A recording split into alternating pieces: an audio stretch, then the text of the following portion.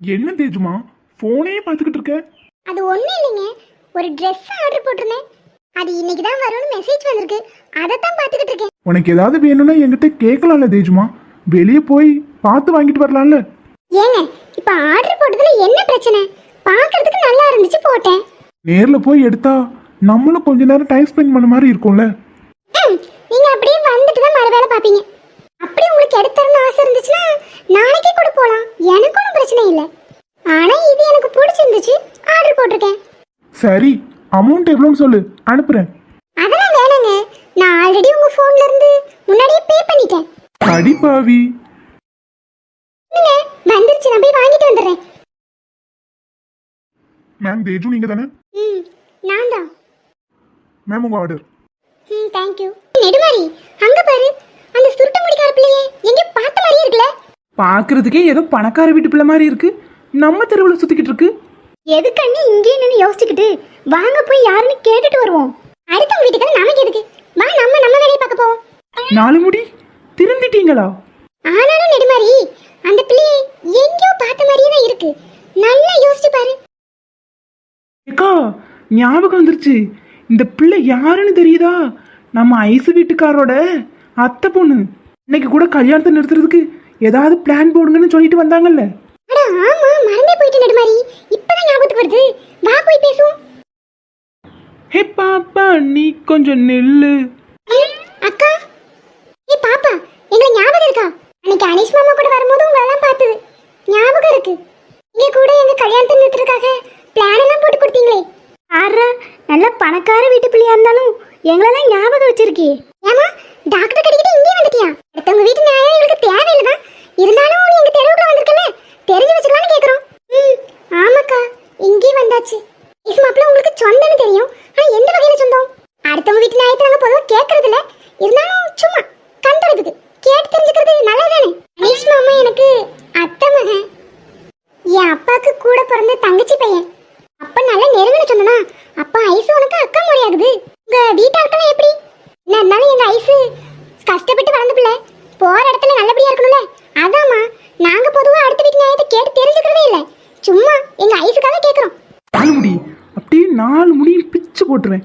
அடுத்த வீட்டு நாயத்தை கேட்டு தெரிஞ்சுக்கிறதுலன்னு சொல்லியே அந்த பிள்ளைய கேள்வி மேல கேள்வி கேட்டுட்டு இருக்கீங்க. இல்ல நெடுமாரி, என்ன இருந்தாலும் நம்ம வீட்டு பிள்ளை அங்க வாழுது, நம்ம கேட்டு தெரிஞ்சு வச்சுக்கிறதுல நல்லதுதானே. அக்கா, எங்க ஃபேமிலி நல்ல பெரிய ஃபேமிலி தான், ஐசக்காவை நல்லாவே பாத்துக்குவாங்க. சரி பாப்பா நீ கிளம்பு, இல்லைன்னா இந்த 4 முடி கேள்வி மேல கேள்வி கேட்டுட்டு உன்னை பாடா படிச்சு எடுக்கும். அதெல்லாம் ஒன்றும் பிரச்சனை இல்லைக்கா, வீட்டை விட்டு வெளியே வந்து 4 பேர் கூட பேசினாதான் நமக்கு கொஞ்சம் நிம்மதியா இருக்கும். வீட்டுக்குள்ளேயே அடைஞ்சு கிடந்தா நல்லாவே இருக்காது. நல்ல பிள்ளையா தான் இருக்க. அப்புறம் பாப்பா, உங்க வீட்டுல உங்க மாமியார் இருக்குமே, ஓடி போய் கல்யாணம் பண்ணிக்கிட்டீங்க, உங்களை எதுவும் சொல்லலையா? அது நல்லா பாக்குறதுக்கு திமிர்பட வில்லி மாதிரியே இருக்கும், அந்த வாயை வச்சுக்கிட்டு உனக்கு எதுவும் பேசாம இருக்கு. இல்ல நாங்க பொதுவா அடுத்த வீட்டு நேரத்துல கேட்கறது கிடையாது, சும்மா தெரிஞ்சுக்கலாம்னு கேட்கறேன். ஏன்னா மாமியார் கூட ஏதாவது நடந்தா நாங்க 3 பேர் இருக்கோம், நீ தைரியமா சொல்லலாம். எங்க அத்தை எனக்கு அம்மா மாதிரி, என்ன நல்லா தான் பாத்துக்கிறாங்க. என்ன 4 முடி இப்ப பேசுங்க. அடுத்த வீட்டு நியாயம் நமக்கு எதுக்கு, வாணிடு மாதிரி போவோம். ஏடி உங்க 3 வீட்டுக்கார வேலையே இல்லையா? எவ குடும்பத்தை எப்படி கெடுக்கலாம்னு பாத்துக்கிட்டே தெரியுங்க. எப்படி என்ன பார்த்தா திமிர் பட வில்லி மாதிரி இருக்கா உனக்கு? ஏஜுமா பார்சலை வாங்கிட்டீல, உள்ள போடா. சரிங்க அத்தை. எப்படி அடுத்த வீட்டு நியாயத்தை கேட்டு தெரிஞ்சுக்க வேண்டியதுல கேட்டு எல்லாத்தையும் அவ வாயிலிருந்து புடுங்கிட்டு இருக்கீங்க. 3 பேரையும் நீ என் வீட்டு பக்கம் பார்த்தேன், தொலைச்சிருவேன் பாத்துக்கோங்க. உங்களால நாங்களும் வாங்கி கட்டினதான் மிச்சம். வாங்க போவோம். அடுத்த வீட்டு நாயம் நமக்கு எதுக்கு, வா போவோம் நெடுமாரி. குட்டிமா தூங்கும் போது ரொம்ப அழகா இருக்குடி. இளையவளின் இடையொரு நூலகம் படித்திடவா, பறிவிழும் இரவுகளாயிரம் இடைவெளி எதற்கு, சொல் நமக்கு முன்னானம் ஒரு முறை விடுமுறை எடுத்தால் என்ன. நல்லா உட்காந்து பேசிட்டு தானே இருந்தோம், எப்படி தூங்கணும் அர்ஜுன்? நல்ல தூக்கம் போல. ஆமா, நீங்க அதே இடத்துல உட்கார்ந்துட்டு இருக்கீங்க, தூங்கவே இல்லையா? நானும் கொஞ்ச நேரம் தூங்குனேன், பட் ரொம்ப நேரம் உட்கார்ந்து தூங்க முடியல, அதான் எந்திரிச்சிட்டேன். நீங்க பெட்ல வந்து படுத்துக்கலாம்ல. என்ன சொன்ன? இல்ல ரொம்ப தூக்கம் வந்திருந்தா பெட்ல வந்து படுத்துக்கலாம்ல. காவியா, என் மேல அவ்வளவு நம்பிக்கையா? நம்பிக்கை உங்க மேல இல்ல, என் மேல. இங்க உட்கார்ந்துட்டு இருந்ததுக்கே என்னை பார்த்து பயந்துட்டு தூங்காம இருந்தேன். இதுல பக்கத்துல வந்திருந்தனோ அவ்வளவுதான், ஹோட்டலே அலற மாதிரி கத்திருப்பேன். சிரிச்சது போதும், போய் ரெஃப்ரெஷ் ஆயிட்டு வா. ம் சரி. அழகி, சிரிச்சிட்டு போறத பாரு. அர்ஜுன், நம்ம எப்போ கிளம்ப போறோம்? இன்னும் சிஸ்டரும் பிரதரும் எந்திரிச்சிருக்கவே மாட்டாங்கன்னு நினைக்கிறேன்.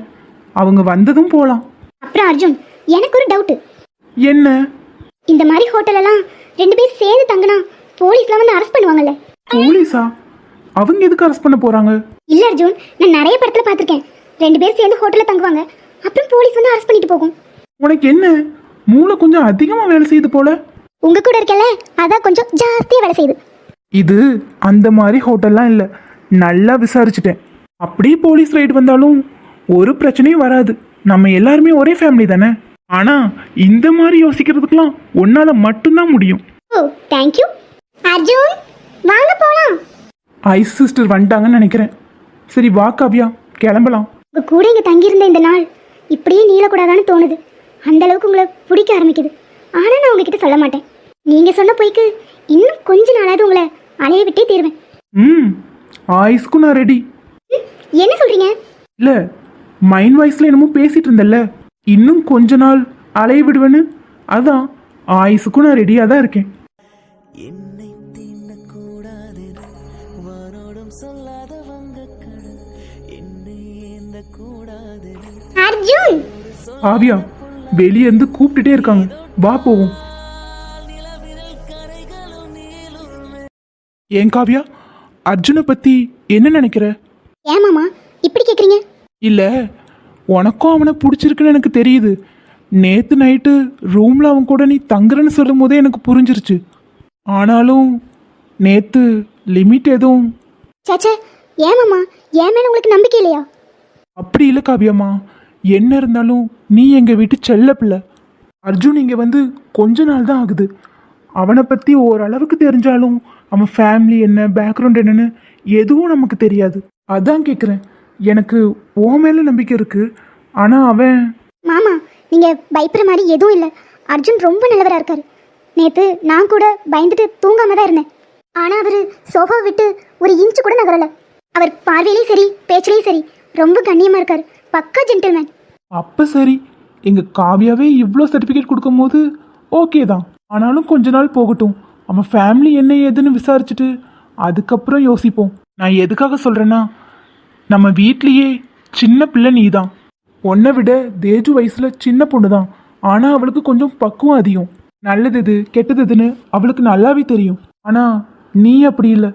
எங்களுக்கு நீ ஒரு குழந்தை மாதிரி தான். அதுக்காக தான் உங்ககிட்ட நின்று இவ்வளோ பேசிக்கிட்டு இருக்கேன். புரியுது மாமா, நான் பார்த்துக்கிறேன். நீங்கள் பயப்படாமல் போயிட்டு வாங்க. சரிடாமா. ரெண்டும் வெளியே நின்று என்ன பேசிக்கிட்டு இருக்கு?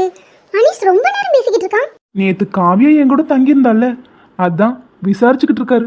ஆச்சே, அப்படிலாம் இருக்காது அர்ஜுன். நான் உன்னை பற்றி தெளிவாக சொல்லிட்டேன். நீங்க வேற, அவருக்கு காவியா மேல கொஞ்சம் அக்கறை ஜாஸ்தி. என்ன இருந்தாலும் என்னை நம்ப மாட்டாரு.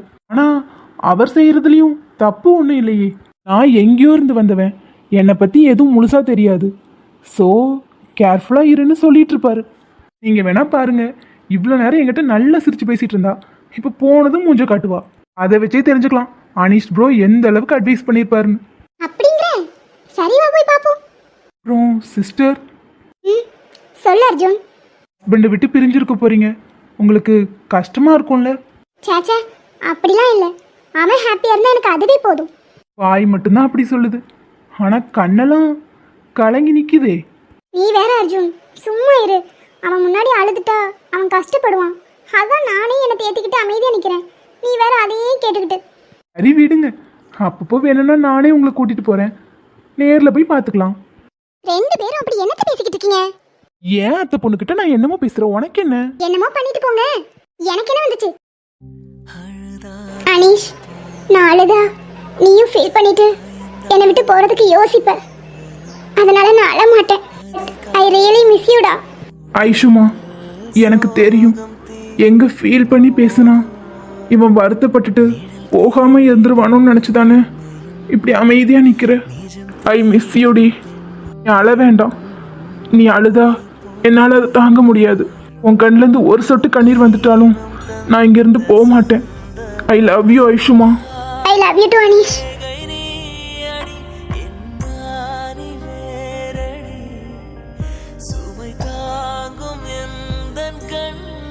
சிஸ்டர் சிஸ்டர் ஃபீலிங்ஸை கண்ணில் காட்டாதீங்க, அப்புறம் ப்ரோ மனசு மாறிட போறாரு. சிரிச்சிட்டு நல்லபடியாக அனுப்பி வைங்க, எல்லாமே நல்லதாக நடக்கும். ம் சரி ப்ரோ. அனீஷ் பார்த்து சேஃபா இரு. ம் சரி ஐஷுமா. ஐ மிஸ் யூடா. I miss you too. Sister போகலாமா? ம் போலாம் ப்ரோ. ஆறு ஃப்ரெண்டில் எடுத்து விட்டுருக்கேன், நீங்களும் காவியாவும் போங்க. நான் ப்ரோட்ட ஒரு 10 நிமிஷம் பேசிட்டு வரேன். ம் சரி அர்ஜுன். பாய் அனீஷ். ஆமா பாய். ம் சரி காவியா, சொன்னதெல்லாம் ஞாபகத்தில் இருக்குல்ல, பார்த்து இருந்துக்கோ. ம் சரிங்க மாமா. அர்ஜுன், ஐஷு ஒன்று ரொம்ப நம்புறா, அவளை பார்த்துக்கோ. சரி ப்ரோ, நீங்கள் ஒன்றும் கவலைப்படாதீங்க, சிஸ்டரை நான் பார்த்துக்கிறேன். ப்ரோ, சிஸ்டர் மாதிரி ஒரு ஒய்ஃப் கிடைச்சதுக்கு நீங்கள் உண்மையாகவே ரொம்ப லக்கி. சிஸ்டர் அவங்க அப்பா கூட மட்டுமே தனியாக வளர்ந்தவங்க. மேரேஜ் முடிஞ்சதும் அவங்களுக்கு எத்தனையோ எக்ஸ்பெக்டேஷன் இருக்கும், ஆனால் எல்லாத்தையும் விட்டுட்டு உங்களை அனுப்பி வைக்கிறாங்க. ஸோ நீங்கள் உங்கள் கோலை அச்சீவ் பண்ணுவீங்கன்னு நான் நம்புகிறேன். ம் கண்டிப்பாக அர்ஜுன். சரி ப்ரோ, நீங்கள் போயிட்டு வாங்க, பாய். ம் சிஸ்டர் அழுறீங்களா? சிஸ்டர் அழாதீங்க, நீங்கள் அவரோட நல்லதுக்காக தானே பண்ணுறீங்க, அப்புறம் ஏன் அழுறீங்க? இல்ல இவ்வளோ நாள் கூட இருந்துட்டு திரும்பவும் பிரியணும்னு நினைச்சா ரொம்ப கஷ்டமா இருக்கு. உங்கள் ஃபீலிங்ஸ் என்னால் அண்டர்ஸ்டாண்ட் பண்ணிக்க முடியுது, ஆனால் வேற வழி இல்லை. அவருக்காக நீங்கள் இதை பண்ணி தான் ஆகணும். நான் கூட பயந்துட்டே இருந்தேன், எங்கே அவர் முன்னாடி அழுது அவர் போகமாட்டேன்னு சொல்லிடுவாரோன்னு. நல்ல வேலை நீங்கள் அப்படி எதுவும் பண்ணலை. கொஞ்ச நாளில் எல்லாம் பழகிறோம் சிஸ்டர், ஃப்ரீயாக விடுங்க. நான் வேணா ஏதாவது பாட்டு போடட்டுமா? இல்ல அர்ஜுன், நான் கொஞ்ச நேரம் அப்படியே இருந்தா சரியாயிருவேன். நீ கார் எடு. ம் சரிங்க சிஸ்டர்.